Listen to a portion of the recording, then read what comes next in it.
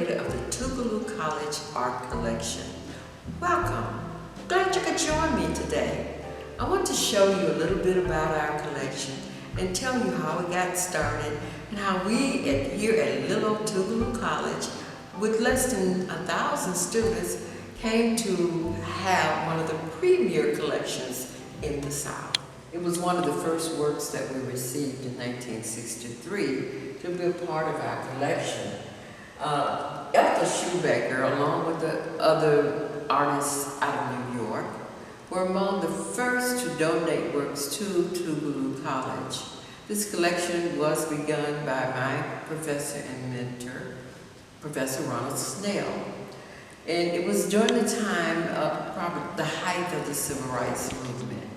I was not a student here at that time, but later in the interview with Professor Snell, he talked about how the students were not permitted to go to the public museums and galleries because of segregation. And so this particular summer, the year of 62, 63, he had a student in his class who was one of the students who came in from New York, and then we had many students who come in from all over the country because they heard about what was going on here in Mississippi. Walk around in this gallery, for instance, you see a work by Picasso here. And I'm particularly drawing on these people who I know a lot of people are familiar with. Then you have a work by Miriam Shapiro.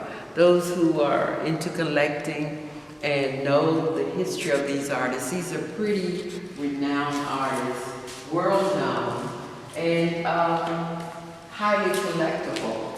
And here on this wall, we also have Hans Hofmann, and again, another work by Pablo Picasso. So, with this being a historically black college and university, Professor Snell also realized the need for our students to be, need for us to be exposed to African American artists. And I have to tell you that we have had some of the greatest right here on our campus, people like John Biggers, and then we've had Richard Hunt, famous contemporary artist out of Chicago, who also participated in one of our art colonies, and we purchased a work, one of his works as well for our collection. But let's go back even further. In our collection, we have works by Duncanson and Bannister, 1800s. These are artists that I knew nothing about when I was growing up. The only artists I thought did anything were actually the white artists. And so I was drawn to the Impressionist artists.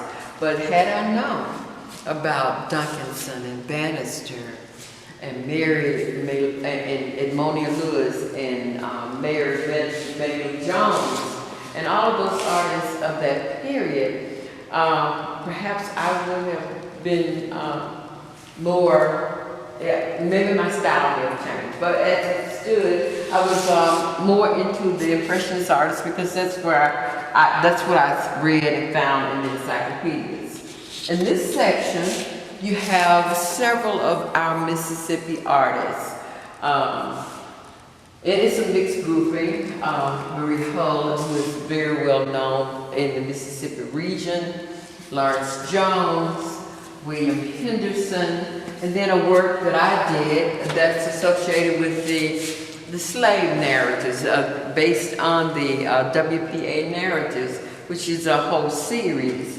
And then we have works by Charles Crosby and Mary Hardy and Mary Lovelace. We have a lot of Marys, it seems. And Paul Campbell, Charmaine Andrews, Joseph Pearson, Kathleen Varnell. These are some of the more renowned artists here in Mississippi. But we don't stop with just American artists, or rather artists born in the United States. We also have a collection of Africa and Oceania art. And the Genevieve McMillan Reba Stewart collection, gifted Tougaloo in 2009, more than 140 pieces of works, and more recently, they have promised to gift us with another 300 and some thousand dollars worth of works. So Tougaloo College, rich in artistic history, with a collection purposely gathered to help inform our students and enrich the cultural aesthetics of this Mississippi town. There are other works in this collection that I'm sure you will be very interested in. For instance, this is the oldest work in the collection by George Moreland, created in 1891.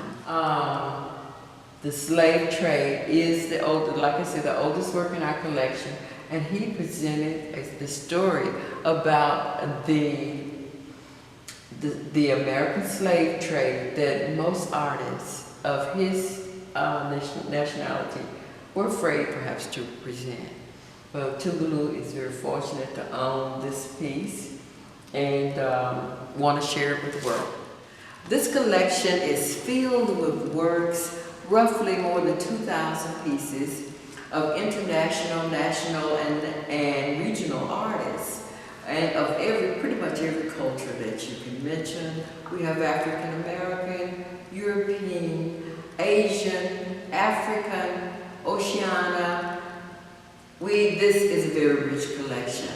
I'm standing before one of my favorite pieces, which is by Alma Thomas, a non-representational work of varied colors, but many, many layers. And I can stand before this work and really appreciate it and what this gifted African-American artist did to achieve such a contemporary work.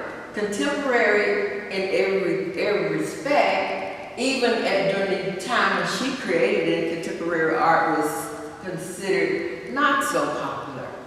But even today, Alma Thomas's work remains to be one of the most outstanding and creative works that we can even imagine, from artists who began very late in life to even put things on canvas and present her talent to the world.